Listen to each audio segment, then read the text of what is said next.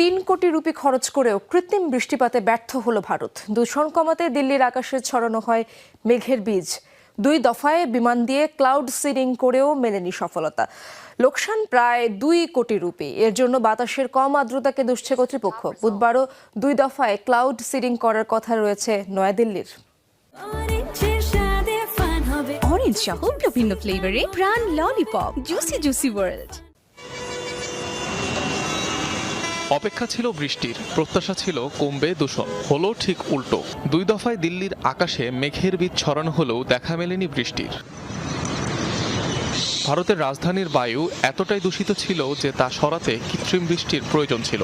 তাই মঙ্গলবার 2 দফায় ক্লাউড সিডিং বা কৃত্রিম বৃষ্টি ছড়ানোর চেষ্টা চালায় ভারত সরকার, যাতে 2 ফ্লাইট পরিচালনা করতে খরচ হয় প্রায় 2 কোটি রুপি। ছোড়া হয় মোট 14টি ফ্লেয়ার। কিন্তু দিল্লির কোথাও বৃষ্টি হয়নি, স্বস্তিও পায়নি নগরবাসী।